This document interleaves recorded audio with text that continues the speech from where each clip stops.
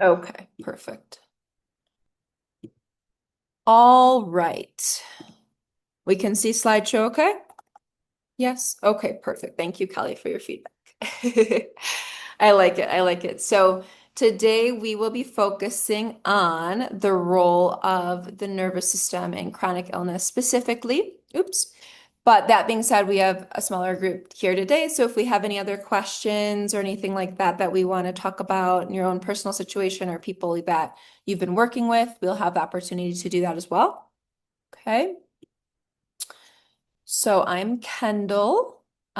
For those of you who do not know or who might be watching back on the recording, I have a background in functional nutrition and naturopathy, but I currently work as a somatic therapist and nervous system educator. So happy to have you here, whether you're live or just watching back. It's always a pleasure to share the space with you. So I will invite you to just a little bit of an arrival practice, just this idea of this plane kind of coming in for landing, right? We all have a little plane of our bodies, our life, our nervous system, everything we've got going on. And whether you're here live with me or you're watching this back, it means you've decided to take a second, an hour, right, out of your day and really focus in on this topic. So it's always great to just give yourself that opportunity to kind of land in the space that you're at. So if it feels comfortable, I'll invite you to just kind of take a look at how you're seated in the chair you're in or wherever you might be seated watching this. Kind of connect in with your weight on the cushion of the chair, how your back's being supported as well. Maybe just take a couple breaths where we're noticing the path of our inhale and our exhale. Just observing without changing anything at first. And if it feels good, we might even put a hand on the heart or on the belly. Just offer a little bit of a feedback to our body and our nervous system. As I read this brief poem here. So start close in. Don't take the second step or the third. Start with the first thing, close in, the step you don't want to take. Just allowing that to kind of land in your body and your own nervous system with this invitation to focus on what's right here, right now. Not necessarily what's 2 steps down the road, 3 steps down the road. What if this? What if that? What other thing can I add on, right? What's right here, right now with your body? Okay. Okay, great. So some of you might already know about my own story and healing journey, but I always like to just share from a personal perspective that this is something I lived through. This is not just theory for me or books or courses that I've taken. This is a very lived experience for myself and then for many, many clients that I've worked with. So about 9 years ago now, I had many chronic symptoms, inflammatory symptoms, as you can see from the picture on the right, come to a head. Digestive-based symptoms, hormonal, extreme chronic pain, skin issues, skin inflammation. I could barely eat anything. I think I had a list of like 6 foods. A lot of anxiety, PTSD-based symptoms. I could not sleep, insomnia. And eventually I did end up getting diagnosed with a few different autoimmune diseases, one of them being lupus, which a lot of people are familiar with. So it was pretty severe. And I was only about 21 at the time. So it was very, very life-changing for me to get such an intense diagnosis and really feel like kind of the rug was swept up from under me in terms of my life and my plans and how I wanted to live my life.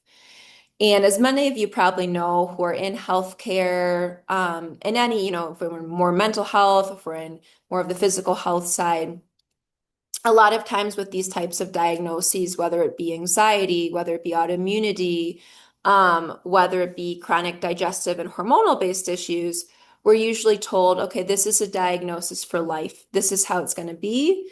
Maybe here's a couple medications, maybe here's some steroids, maybe here's your anxiety meds or whatever. Kind of good luck, right? And this is just going to continue like this. So that was very depressing to receive that type of diagnosis. And it just sent me on this quest to say, okay, is there any other option? What can I do? There must be something I can do other than just take steroids and immunosuppressants. Um, so this search eventually led me to go study mindfulness meditation at a retreat center in Spain. And this is where I really had my first introduction to what the nervous system even was. It's something that we learned in our course there. And I just remember it was one of those moments that you see something on a page, and you can never kind of go back from it. It was just like this instant click for me of, oh my gosh, so many of these symptoms I have are signs of nervous system dysregulation. And the coolest thing for me was not only discovering that, but also discovering, oh, there's actually something you can do about that. You can work on your nervous system. So it gave me this window of hope. And I've carried that with me for the past 9 years through a lot of different life changes, through career changes, working in more of the nutritional and naturopathy side to eventually transitioning full time into the nervous system and somatic side of things. I've carried it with me all along. And I've seen it with all of my clients, with all of my patients, how it's run through their own experience in one way or another, right? And I just continue to see that common thread. So that's a little bit about my own journey. And of course, any questions you guys have, feel free to jump in at any point and ask. Okay. And we will keep going. So I always like to ground these master classes, these informational master classes in really a deeper understanding of when we're talking about the nervous system, what does that even mean? Because this is something that's now being thrown around on social media quite a bit. And just like when anything becomes kind of trendy, what happens is we get a little bit of confusion. And there's a lot of people out there saying really good, important stuff, good information. And then there's some people who really, unfortunately, don't know a lot about the nervous system, are just kind of throwing things out there because it's a trend they want to jump on. So it is important that we actually understand, first and foremost, what are we talking about when we're talking about different states of the nervous system? And today, with you all, because we had this kind of focus on chronic illness, I'm really interested in talking more about the different physiological effects of being in different nervous system states. Because I think for me, still to this day, even with many years of education in somatic psychology and working with the nervous system, one of the most powerful points for me is this is literally changing your physiology.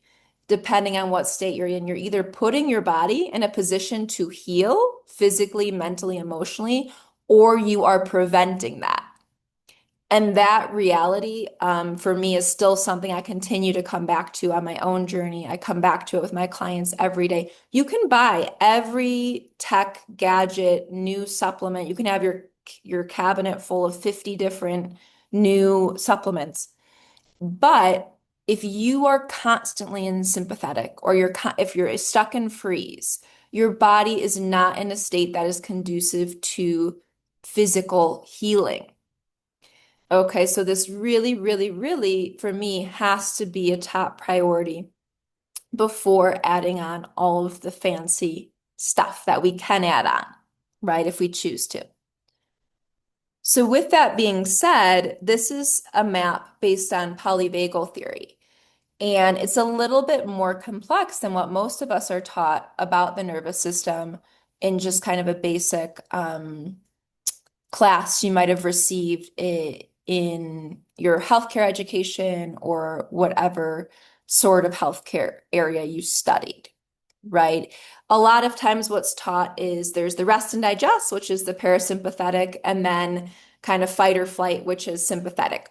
That's not untrue, but it's kind of missing an extra layer of what can happen in the sense we call polyvagal, meaning with the vagus nerve, there's two pathways. So we can have that kind of healthy rest and digest pathway that's also associated with social connection in humans. But we also have kind of an unhealthy shutdown based pathway, which is referred to as dorsal vagal.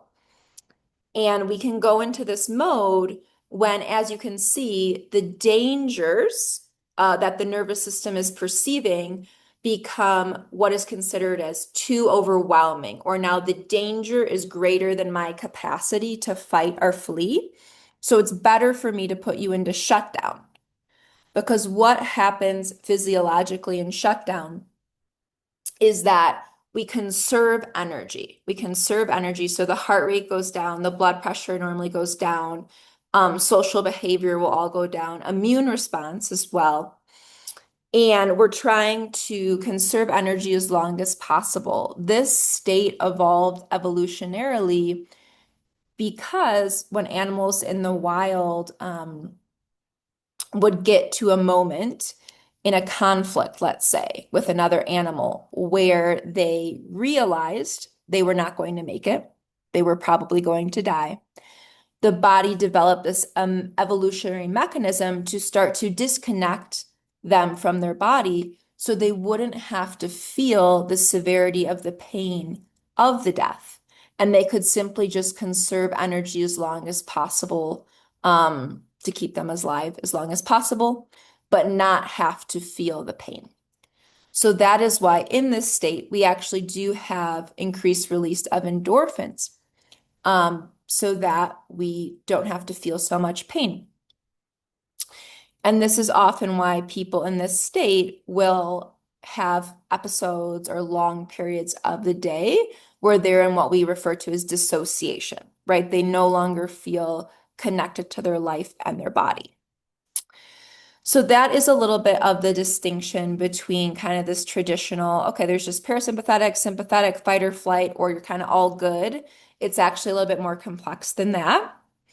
And as I'm going through this, for anyone who's tuning in live, if you guys do have any questions about that or what I'm explaining here, you can feel free to type in the chat. Okay, and we'll get to these questions and we can go over this in more detail, but just giving you a little bit of an overview right now. So with the polyvagal model, the ideal state, resting baseline state for the human nervous system would be in ventral vagal. And you can see in ventral vagal on the emotional side, this is where we can experience more genuine social connection, where we can be more curious and open, where we can be in the present moment, more grounded, we can experience more joy and hope. On the physiological side, this is where we have optimal digestion and intestinal motility, right? So really important for when we have patients or clients or we ourselves experience chronic digestive issues. Really important to stop and ask, is this person in a chronic sympathetic activation? Because if they are, they're probably not going to be able to resolve their digestive issues until they get a reasonable baseline in ventral vagal. And I always just give the disclaimer that it's a baseline, right? We develop baseline here. It doesn't mean we're never going to get sympathetic activation or we'll never go here in the blue zone. But what it means is we operate mainly from here so that when we go into sympathetic, we get activated because something unexpected happened. We go there, but we come down very quickly and we come back to our baseline. Okay, that is the goal. The goal is not to never have sympathetic activation or to never feel a little bit frozen or anything like that, because we have those functions for a reason. And you can see here that our immune response is also optimal here, rest and recuperation functions, circulation. So you will often find in clients who have chronic nervous system dysregulation, that they will report things like, I've always had cold hands and feet, or I have cold hands and feet. Um, they might also have skin issues because circulation is needed for healthy skin and for more of this kind of healthy glowing appearance of the skin. So those can also be clues that someone is more stuck in sympathetic or freeze when they do have things like chronic acne, when they have um, those cold hands and feet as well. So I'm just looking at this question from Robin before I go forward. So can people live in freeze and still hold a job and live in the world? Or is this the person who calls into work and quits their job? It's a really good question, Robin. So this is where there's a really important distinction between freeze and collapse. And people in freeze, the answer is yes. So what I always tell people about this chart is I didn't make this chart. But if I did, I would have put the word freeze on this dotted line and collapse up here. Because freeze is actually a combined state of the nervous system. It is a combination of sympathetic and dorsal vagal. So what does that mean? When we're in freeze, we actually still have a lot of activation in our system. So we probably will still have a fair amount of anxiety from time to time, but we're immobilized because now we're crossing the barrier to where the nervous system says it's unsafe, it's too overwhelming, it's better to stay put, don't go forward. So you have all of this mobilization in you, this anxiety. Oh, I should be doing this. I should be working hard. I should be making more money. I should be exercising more. I should be da da da da da. But at the same time, your nervous system is saying, but it's unsafe to move forward. So you can't do anything about that. So the freeze state creates a lot of one hand, you could think of intensity, going, so much to do, the sympathetic, and the dorsal vagal coming in and saying, stop. And if you even, guys, if you're just watching this, put those two hands together that are pressing on each other, and you feel that tension in your body and that kind of friction it creates, it doesn't feel good. So freeze is actually the state where I personally see a lot of people with chronic illness because it creates so much physiological dysfunction. And if we stay in freeze too long, some people can go into more of that collapse or what we might call depression in some instances, where that's where the person's actually quitting the job, right? And they're giving up and so on. Whereas freeze is more, I'm going through the motions, I'm going on with life, but I feel completely terrible physically and mentally inside, usually. I feel very stuck and tense, but without the ability to actually do the things I know I need to do. Okay. Does that distinction, Robin says it makes sense. Anyone else have questions? Kelly's nodding, so I'm going to take that as a good sign. But I think that's a really important question, Robin, because there's a lot of confusion about the difference between freeze and collapse and what it really means to be in freeze. So people think, well, if I have anxiety, I must not be in freeze. Not necessarily. Yeah, a lot of people with anxiety are frozen because they've gotten to so much overwhelm, basically. Okay. And just kind of going a little bit up to what I said before. So what happens is if we have this baseline in the ventral vagal, and then the perceived threat of the nervous system increases, we go to sympathetic. And in sympathetic, our physiological state changes because the body now has different priorities. And its priority number one is always to keep you alive. So it will go into what we call survival physiology. So it says, oh, what do I need to do so that this person can either fight the threat or run away? Oh, I need to increase blood pressure and heart rate so I can start pumping blood to those organs and those necessary muscle groups that the person needs to run away. I'm going to increase glucose in the blood as well because the glucose is needed for those muscles when I need to run away. So this is also where, for those of us who are dealing with people, chronic blood sugar dysregulation, prediabetes, even with good diets and exercise, Hello, nervous system, right? If I'm constantly in sympathetic, your body thinks you need a lot of glucose available in the bloodstream.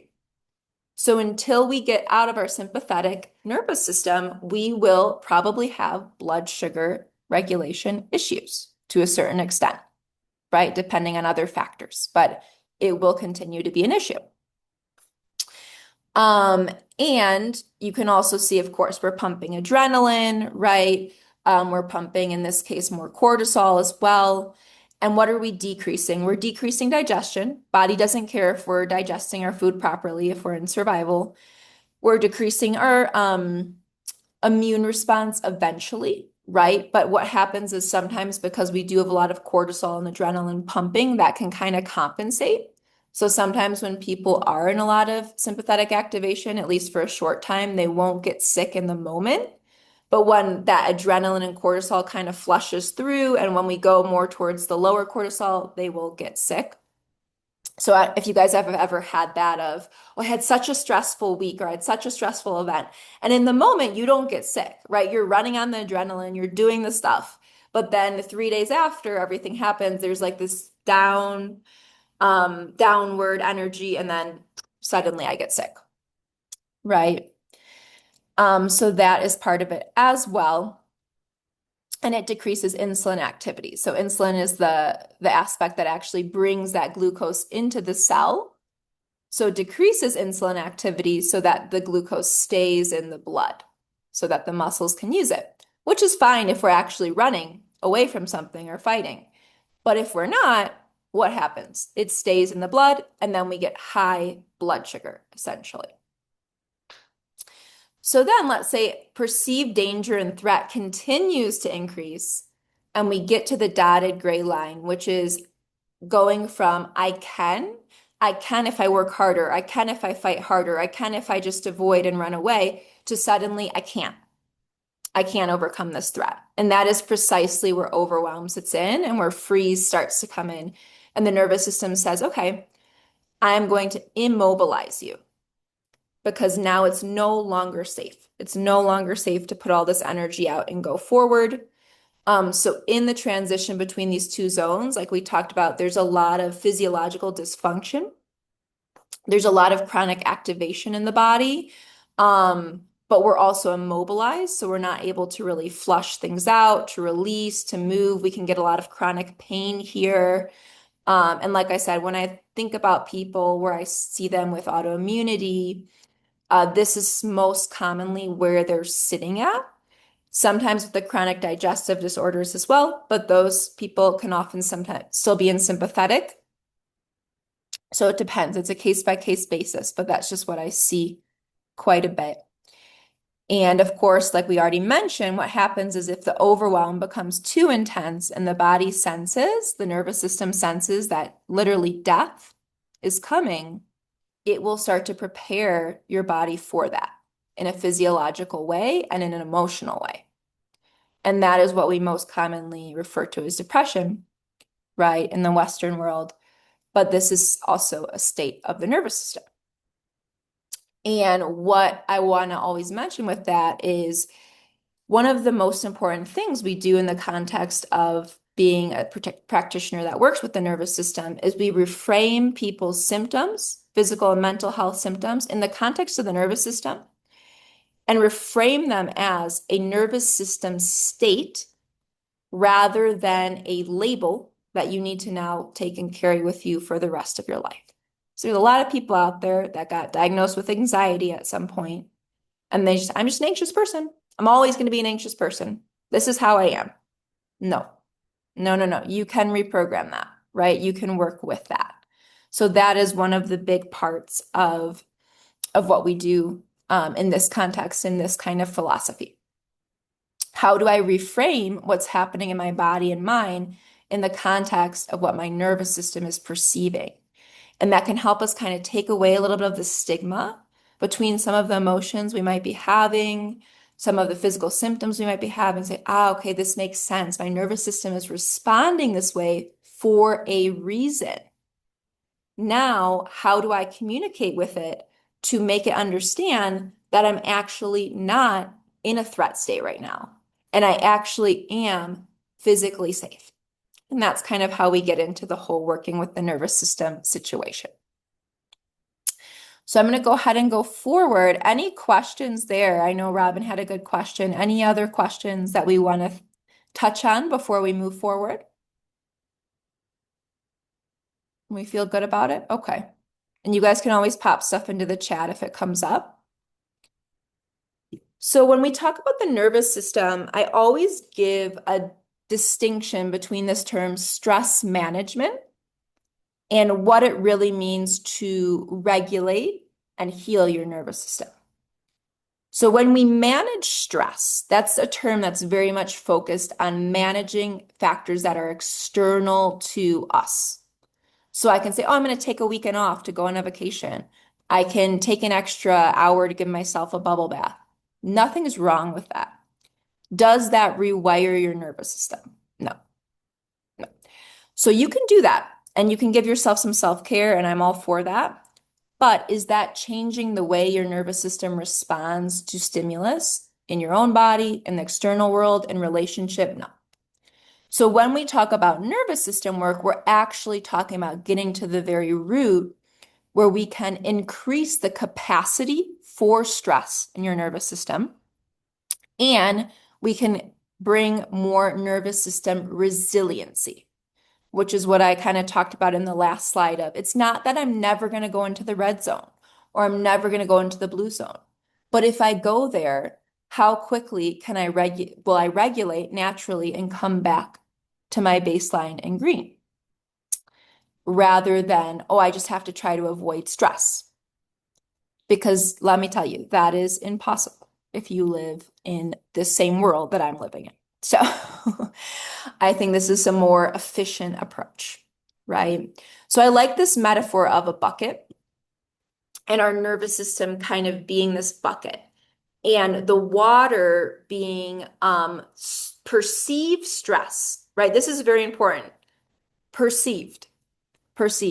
It's not necessarily real, right? Because your nervous system, we're going to talk about how it takes in information, but this is purely based on what it registers as threats. It might be registering many things as threats that actually aren't. So that's very important to understand. But we're going to think about the water as the perceived threats. So when we talk about nervous system capacity, we're asking, how big is your bucket? How much water, how many perceived threat signals can your nervous system hold before it overflows rather, and then goes into one of those levels of activation or shutdown, right? That is capacity, right? So we want to have a big bucket, ideally. We want to be able to handle more threat signals without going into a high intensity stress response unnecessarily. So part of the work we do is increasing the size of the bucket.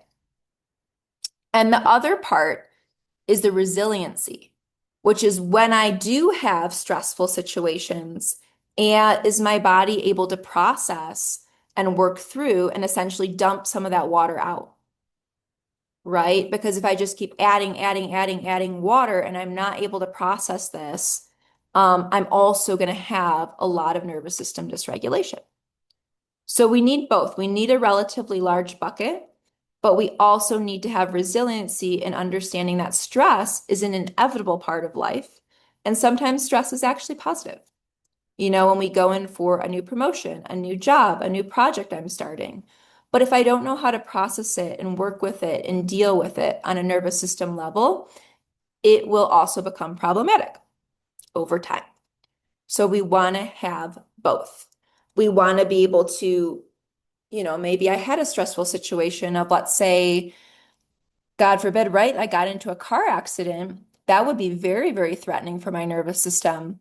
But I don't want to stay activated for months or years after that. I want to be able to go into activation in the moment to act quickly and turn my car and do what I need to do. But then I want to, over that day, be able to slowly feel myself getting back to my baseline.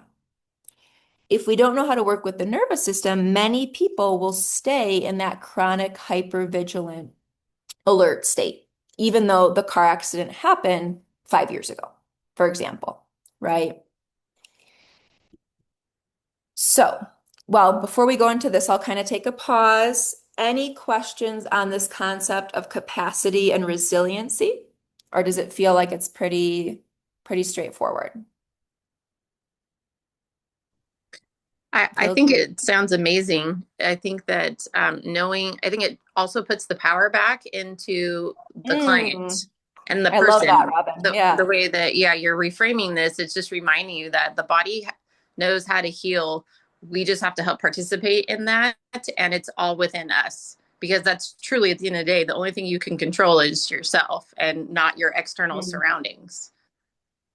Yeah, exactly. 100%. I love that, Robin. Well, thank you for that. Thank you for that I feel feedback. like it's hard too to have people see that a bubble bath or going and getting your nails done is not nervous system Rewiring. self-care. Yes, thank you. Yeah.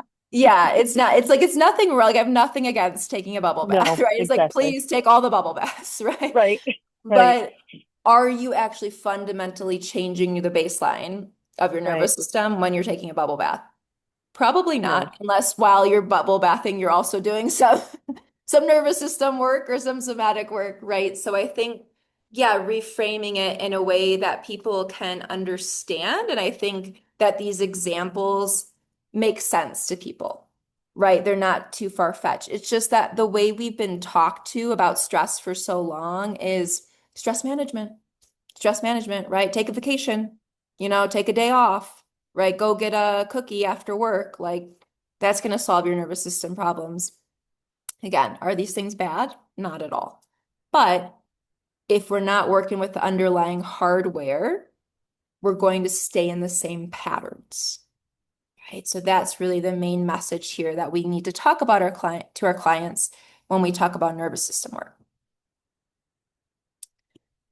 So I want to talk about this because this is also something that comes up with clients when you start, and I think practitioners as well. People are confused about the nervous system. There's so much information out there. But how does the nervous system actually decide what state I need to be in? How does it actually create these outputs? What we want to do here is we kind of want to reverse engineer, right? We want to say, so I know what outputs I'm getting. I'm getting anxiety, I'm getting insomnia, I'm getting hormonal dysregulation, chronic pain. I'm getting maybe some behavioral type addictive patterns, right? Maybe I have a sugar addiction. Okay. I understand the outputs. How did the nervous system make that decision to produce these outputs? Because if we can reverse engineer, that gives us the chance to say, oh, where can I actually intervene? Where can I actually re-educate the nervous system to create new neural pathways and new patterns? Okay, so I kind of want to break this down for you guys. So basically, your nervous system on a subconscious level, every second is scanning 6 times per second to determine, are we in safety? Are we in some level of danger? Or are we in life threat? Okay. And from that, very roughly, I'll just kind of go back here for a second. That's going to correspond to these. Safety, I can be in ventral vagal. Danger, I need to be in sympathetic. Life threat, dorsal. Okay, that's very basic, but that's where we're going to start today. There is a little bit of nuance as we get deeper into it.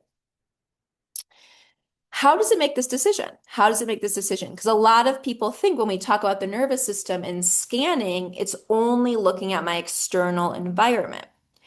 It does look at your external environment. It looks at, sounds, temperature, movement, objects, colors, but it actually has a much bigger focus on your internal environment and how you are responding to stimuli. So from there, it's registering bodily sensations, inflammation, pain, hunger, heart rate, breathing rate, muscle tension, tension in the fascia. It's matching that up with the environmental stimuli. And then the third level is relational, because humans evolved to be very, very relational creatures. We need relationship to really survive and thrive. So we have heightened attention on a nervous system based level to other mammals and specifically people. We're looking at their facial expressions, the nervous system is, their tone of voice, their gestures, any sort of social cues that would indicate they're approving of us, they're safe or not. So this is more relevant when we're with other people. But the nervous system is taking all of this information in at once, and it is comparing all of this information to its database. Its database that it's created through your entire life, and actually your mother's life and your grandmother's life as well, because the nervous system is something that gets laid out intergenerationally. And it's saying, okay, is this situation safe? Is it slightly threatening? Or is it life-threatening? And from there, it will decide an output. So with that, we get a lot of clients, I'm sure if you're working actively with clients or patients, especially if you start to talk about the nervous system or behavioral patterns or mental health or chronic symptom patterns, they'll just say, I don't know what caused it. I don't know what's triggering me. Like I know suddenly I'm so anxious, but I don't know why. And that's because this is an unconscious process. This is happening. The nervous system is mainly rooted in this brain stem part of your brain. It's not really connected to that language center, that prefrontal cortex that's going to give you the language to explain why you're anxious right now. It's reading these primitive signals of your breath, of your posture, of your muscle tension, of sensation in the body, comparing that to your relational and your just your environment you're in, and making a determination if you're safe or not. But it's all unconscious. So what we do in nervous system work in the most simple, basic way is we make the unconscious now conscious. Because if we bring that to our conscious mind and we start using this powerful prefrontal cortex that we've been given as humans to start to work with the nervous system and take agency over it, we actually now have the capacity to change that pattern and that programming about what needs to be registered as a threat and what actually doesn't. Okay. So I know that can be a lot of information. Any questions or doubts there before I go forward? No, feels good. Feels good. Okay. So this process that I just described is called neuroception. So this is how your nervous system makes the determination 6 times per second what nervous system state it needs to be in. And just as I mentioned, it takes in all that information and then it compares it to like its little library of all the past experiences I've had, the social conditioning I've had, the trauma inputs, right? Learned associations of, oh, when someone looks at me that way, or when someone, doesn't approve of something I did, this means that. Okay. And then it asks itself with all this information and with the current database I have of your entire life and even the generations before you, what nervous system state will keep you alive right now? What system state will keep you safest? And this is a really important point to emphasize. Your nervous system is not asking what will make her the happiest, what will make her thrive in her relationships, what will make her the most physically healthy. It doesn't care about that if you're not alive, right? This system has evolved over the past 500 million years precisely to keep animals and now humans alive. It doesn't care that much about the other details. So it will do whatever it has to do according to its database and its observations to put you in a state to stay alive. Okay, that is its priority. So based on its calculations, it will then make a determination of, I'm going to select the state you're going to be in. So let's say we were in our room and we received a message from one of our close friends that they had to cancel an upcoming dinner we had together. Nothing immediately threatening in the room. But the nervous system takes in this information. Maybe you start to feel a little bit of tension and queasiness in your belly because you're like, oh gosh, Kathy canceled on me again. Maybe this means we're not going to be friends now. So your body kind of starts responding. Maybe your breath starts shortening, you're holding your breath. You start getting more tension, more muscle guarding. So then your nervous system starts getting a little bit more pushed more into sympathetic. And it looks to its database and it says, oh, wow, this reminds me of a time when I was a child and I really looked forward to my dad, taking me out for ice cream. And then he would always like say he would, and then he canceled and he put it out and he didn't follow through. And that made me feel really unsafe and abandoned as a child. So it's matching these experiences up, even though they're very, very different. And it's getting more arousal, more arousal, more arousal. Like, oh my gosh, we are in danger now. Because you have to remember for your nervous system, social threats to social connection are registered as very important. Because as mammals, for survival, we needed to be part of the tribe, to be accepted.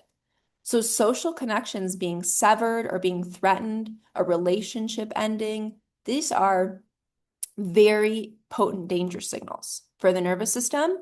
And what's even more interesting is for women, they're more intense.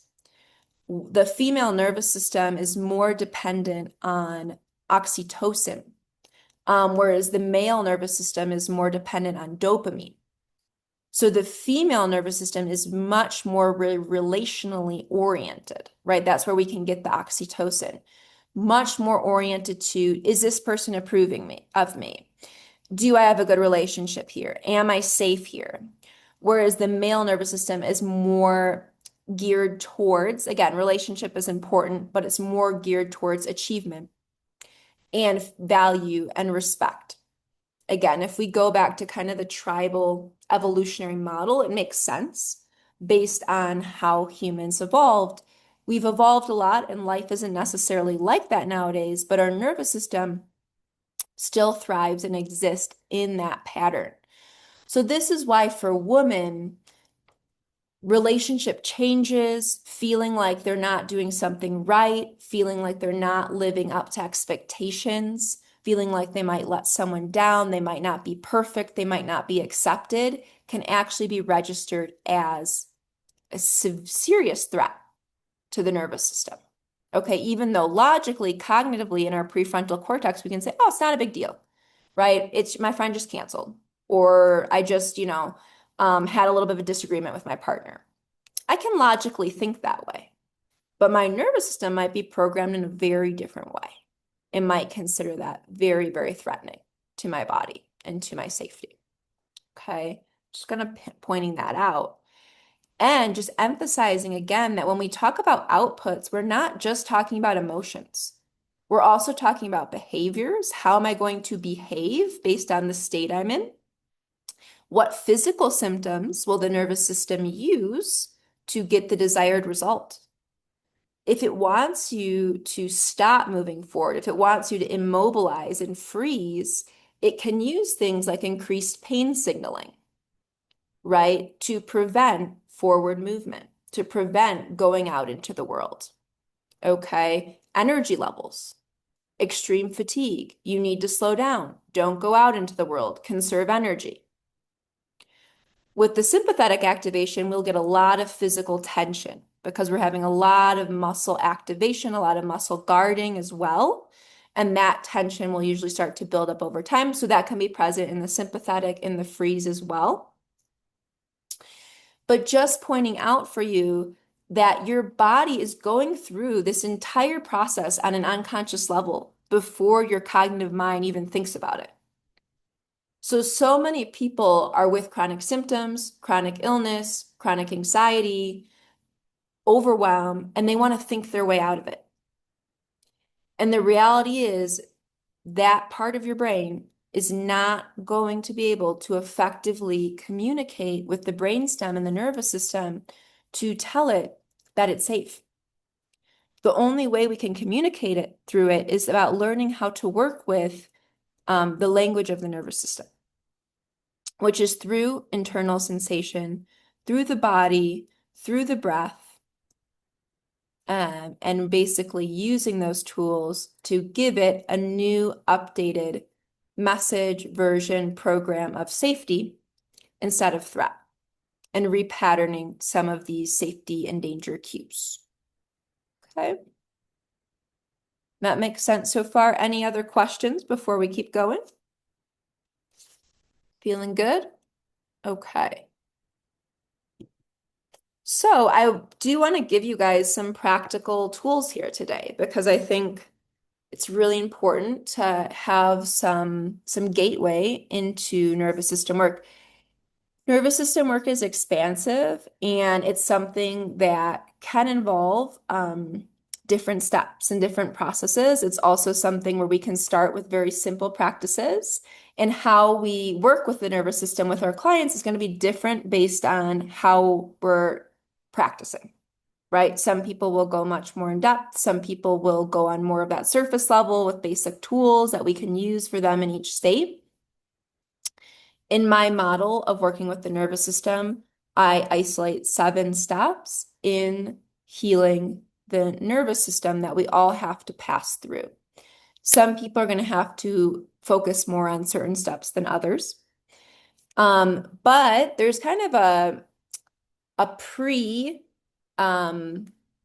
aspect. There's an aspect that we have to work on before we can even get to those 7 steps of rewiring the nervous system. We need to help people find some sense of safety and stability in the present moment. So it's beautiful to go through the full nervous system rewiring journey or to do deeper work with someone. I would also include health practitioner-based work. It's beautiful to do different protocols, all this stuff. But if we don't have them at least at a certain level of safety and stability in the nervous system, those things can all really backfire against us because they can be perceived as danger signals for the nervous system instead of helpful processes. So today I want to just introduce you guys to 3 different core practices that are basic foundational tools you can use with your clients or yourself to bring a little bit of regulation in session, in the moment, or that they can use in their daily lives. Okay? Keeping it super simple today. So the first one is a concept called orienting. Orienting. And we're specifically talking about orienting with our eyes. And it's so simple. You might doubt that it could be effective, but it is. So what is orienting? Our eyes are a very important part of our nervous system. Different pathways, both the sympathetic and that ventral vagal loop. We can use our eyes for social connection. You can imagine, and even just look at my eyes, if you imagine looking at a friend or a loved one with your eyes, or a baby, how do the eyes kind of relax and soften? As opposed to when you feel pressured or threatened and you're trying to look at your computer screen to get something down so quickly and you're staring at the computer screen for hours, you can almost feel the eye muscles tense, like your eyes are sticking out of your head. And that tension, just as we spoke about, the tension in those eye muscles signals to the nervous system that we're in sympathetic. There's danger, there's something wrong.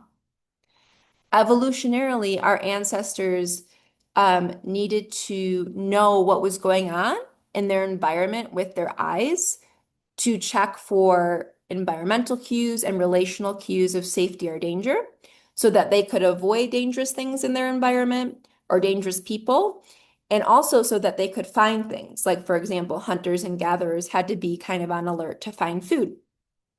So that programming still lives within us. So in this culture where we're often staring at our cell phones, staring at our computers, we're basically sending a constant sympathetic activation signal via our eyes that we're staring down some threat. So this is super simple. Orienting is this idea of, I always say to my clients, let your eyes take your neck on a walk. So we can do it right now together. Basically, we're sitting in this Zoom room together and we've been looking at the computer for about an hour. Now I just want to find 4 or 5 different points in the room and just let my eyes softly, gently wander there. Doesn't have to be formulated. Just let them wander to the different corners of your room. Look at everything that's here. Maybe even find something you kind of like, oh, I really like that flower. I really like that picture. And allow your eyes just to kind of set on that. If there's a window, it's beautiful to be able to look out a longer distance. So encourage yourself or your clients to look out the window for a moment, because the further your eyes can see, the softer they'll feel, the safer they'll feel rather, and softer. So I have a window here, so I'm looking out that. And then once I feel like I let my eyes go on their walk and they're satisfied, I'll just very gently and slowly reorient them to the computer. And hopefully feel a little bit more relaxed and oriented in the space that I'm in. And this is something that doesn't even matter what way you're working with clients or students or whoever you're working with, you can just invite them to do this when they're entering into the space with you. Or maybe you've been talking for 30 minutes and they need a little bit of a break, right? To reorient their nervous system, to basically send this message with the eyes of, oh, look, no one's jumping out here in the corner with a knife, waiting to get me. There's no tigers over there. Oh, look, I'm in this safe environment. I'm right here, right now. Okay, so this is something that's super, super simple that we can bring in.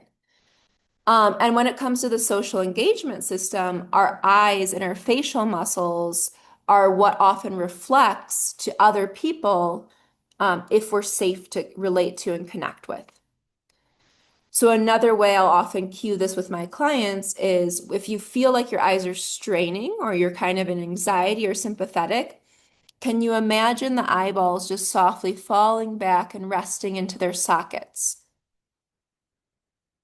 Or imagining that loved one standing in front of you, walking towards you, how would you look at them? Right? The difference between looking at someone like this or, okay, it's different. So if you feel like it's hard for you to relax your eyes, can be a really good trick to visualize a friend or a loved one kind of coming towards you. And how would you unconsciously signal safety to them? You would soften with your eyes. So this is a really, really, really, really simple practice, but it's one of those foundational things that we will teach our clients for stability in the nervous system before they get into any of the deeper reprogramming work. Okay. Any questions there? We feel good about that? Okay, super simple. I have a quick question if you don't Yeah, mind. of course, Robin. So is this, I just try to think, I work for, 10 hours a day in front of two computer screens in a room with absolutely no windows. And I go outside for 30 minutes for lunch, but I find that my stress markers, just my HRV and like my heart rate or just my stress intensity on my aura ring, well, when I'm at work, even if I'm having a good day and laughing, Yeah. will be high. And now Yeah. I'm just wondering, it's because I'm constantly like, focusing in on these two different screens all the time. And really, I need to also make sure that I'm really Yeah. reorienting my IQs if that would help out a lot. That's going to help. That's going to be a piece of it for sure. That's going to be a piece of the puzzle. And it's so simple. You Yeah. can do it in a matter of 10 seconds, right? Yes. So this is just something we all have to, yeah, start doing. And even with that, and of course, we only have a short time today. Otherwise, I'd love to give you so many tips, right? But even checking on your posture, right, when you're at the computer, because we Mhm. have this tendency when we're in more sympathetic to like wear our shoulders as earrings, right? 'Cause Yes. we're Yeah. trying to protect the jugular there. We tense the neck up a lot. We tense the chest, which is gonna then constrict our breathing, right? And all of these Hmm. things come together to signal more and more and more danger signals to the nervous Right. system. So even pairing the orienting with just noticing as I'm giving my eyes a little bit of a break, also maybe I'm opening up a little bit here Hmm. and letting the shoulders fall down a little bit. Sometimes it helps to bring them up and tense them and then let them gently fall back down into place. Maybe I need to do a little bit of a stretching of a contracting and opening. which all these different kind of specifics we get into more in the program, but just these little key things you can start with. Right. Those Right. are wonderful. Yeah, and your little breaks throughout the day, even if they're just 10 seconds. Yeah. Okay. Perfect. Perfect. Okay. So another one that we will introduce to stabilize the nervous system is self-contact, right? So we have something in our skin called baroreceptors, and they do help regulate heart rate and blood pressure, but they give a lot of feedback to the nervous system. They basically help our body and our nervous system feel more contained. So if you are someone who's ever experienced anxiety or panic or overwhelm, you can almost get to this point where the emotions and the stimulation feels almost like you're going to float away. Like you cannot actually feel your own body anymore. It feels too overwhelming. So self-contact, and there's a lot of different ways to do this, is a way we can gently give the fascia and skin feedback of containment of, oh, I'm actually right here, right now. This is a container. My body is a container where I can hold the activation. And this can prevent escalation into more like panic when someone's dealing with panic attacks. But it's also just one of those first skills we teach our clients so that they have this resource in any moment where they're by themselves, where they're working, or where they're in session. Okay, so how can we do self-contact? Well, it can be something as just placing a hand on the chest or the heart and doing a 60 or 70% pressure on the chest and the belly. Very easy way to do self-contact. It can be, a favorite one of mine is taking from the shoulder to the elbow down and rubbing like this on the arms.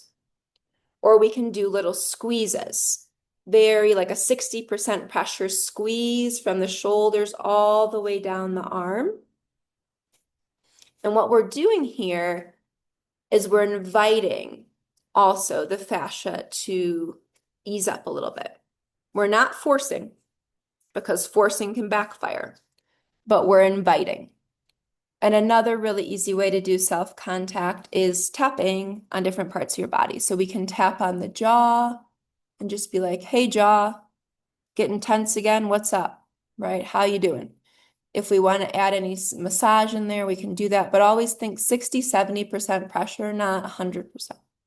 We can tap kind of on this chest area under those collarbones. This can get really tense and sympathetic right here.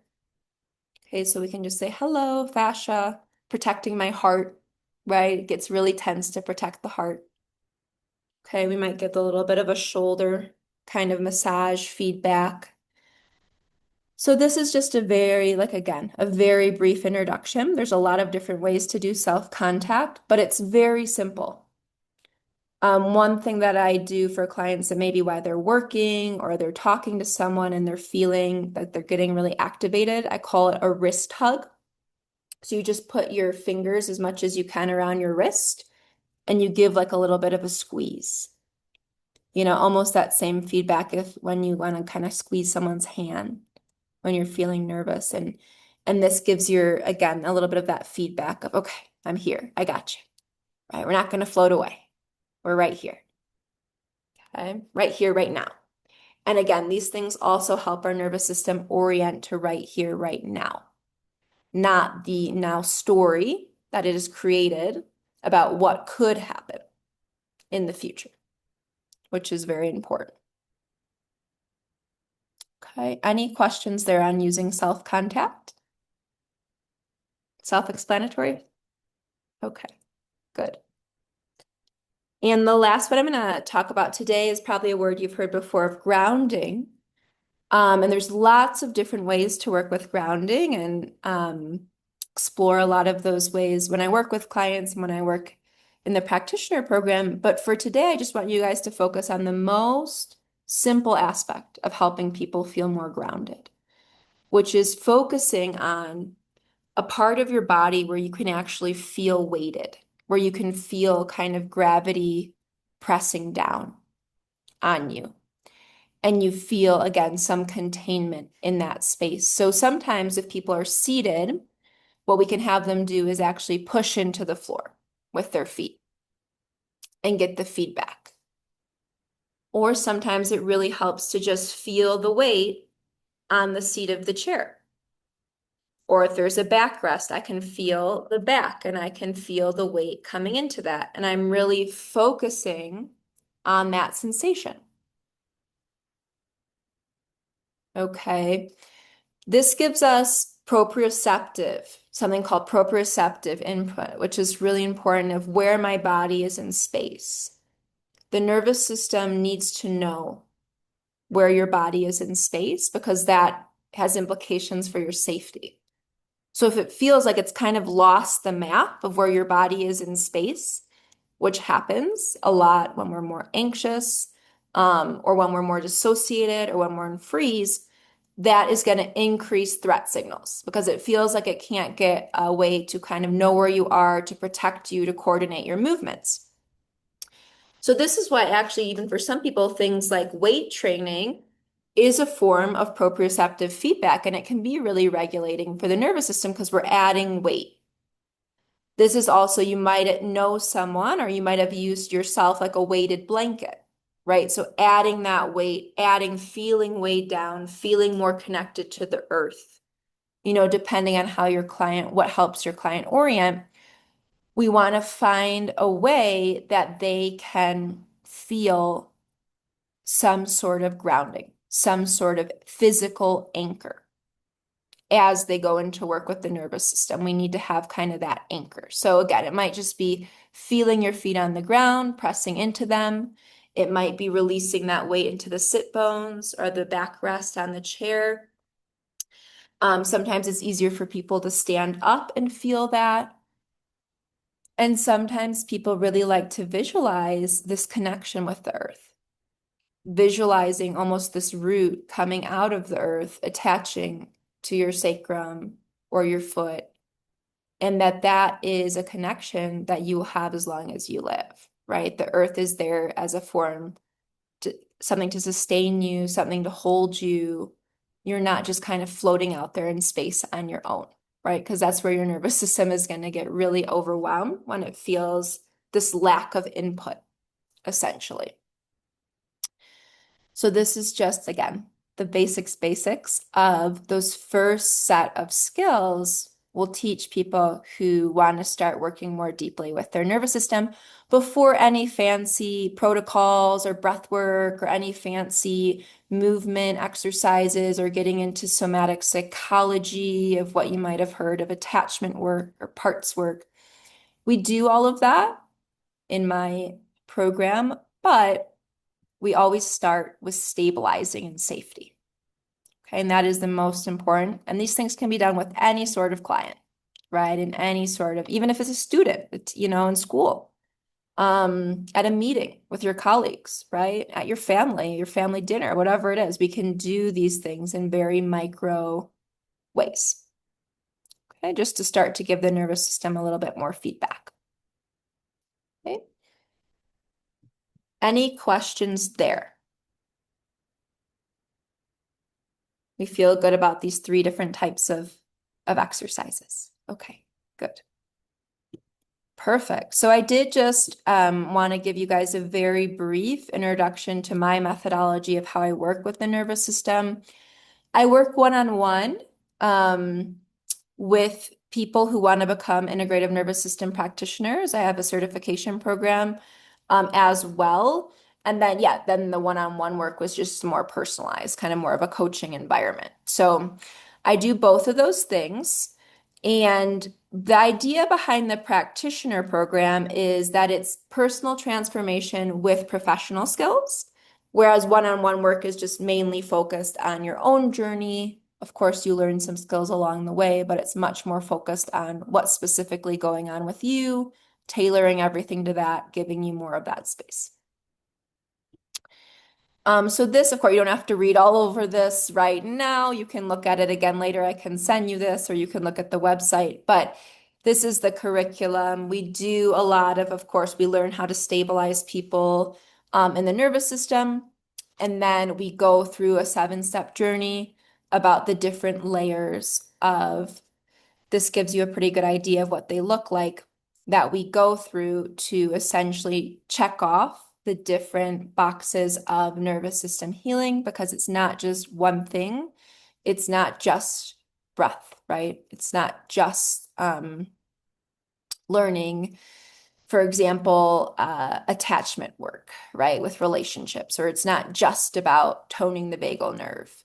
All of those things are important to understand and incorporate, but there's different layers to the work that include relational aspects, the internal aspects, like we talked about, working with the breath, working with the body, interoception. And then working with the outside world as well when it comes to the relationships, the environment, what I'm doing in life, how those things all fit together and coordinate in this nervous system model for both emotional and physical healing. And there's some bonuses in the program in case that stuff is interest to anyone. When you do the practitioner program, you do get 3 private sessions with me, so you do get some one-on-one work. We talk about nervous system nutrition and how different nutritional aspects affect the nervous system as well. And we get a self-healing course as well to have full access, lifetime access to go back through the different steps on your own. And a masterclass on the role of the fascia and kind of understanding this topic of fascia. So lots of good skills, lots of information, and it's self-paced. So there's no timeline of like, oh, you have to finish it in 4 months. You get the one-on-one work with me. And then we have mentorship groups. So the mentorship group is starting in March, monthly Q&A, monthly practical experience lab where we run through different exercises, different conversations. And then we can do a little bit of workshop there on different techniques or different topics of interest depending on what's coming up that month. And those sessions are recorded too. Yeah, and then we can have any questions and answers now. Also letting you guys know if you're watching the replay back or you're here live, you are eligible for 20% discount on the practitioner program through February 7th. If you're more interested on working one-on-one with me, I have currently also a 15% discount on that. And you can contact me one-on-one and we can talk about that too, in case you or someone you love is in need of nervous system work. But I will take a second with that to open it up to those who are here in case there are any questions on anything we went over today or comments too. Good class, Kendall. Good class. Thank I you, took Kelly. notes. Oh, perfect. Yeah, and if you want me to send you the PowerPoint, I can. I Yeah. don't think I need the PowerPoint, but Okay. I would like more information on working with you one-on-one in the practitioner stuff. If you want to send that to me, that would be awesome. Yeah, absolutely. I will send that to you. Yeah, I will send you the website so you can take a look Thank at you. both of those. Thank Yeah, you. and I have free 20-minute consultation links there. So if it's something you want to look at and then you want to talk one-on-one about it, we can do that too. Sounds good. I appreciate that. Awesome, Kelly. Lovely, lovely. So such a pleasure to have you and so glad you could Thank come. you. Thank you for the Yeah, invite. representing Michigan, right? Right. Well, you kind of represent Michigan too. I do, partially. Yeah. Yes, awesome, awesome, awesome. Well, it's a pleasure. I will be sending out the replay as well. Okay. If anyone does want a copy of the slides, like I said, I can send that out. Send out links about one-on-one work or practitioner program work as well. It's starting March 3rd, the next cohort for Okay. the practitioner program. Yeah, and thank you, Robin. Thank you for saying thank you as well in the All right. chat. Pleasure to have both of you. And I think we Thank you can so much. finish it off there. Well, thank you guys. Thank you I'll guys. watch for the email. Bye. Bye, Yeah, Robin. of course. Have a good one. Have a good one. Bye bye. See ya, Robin.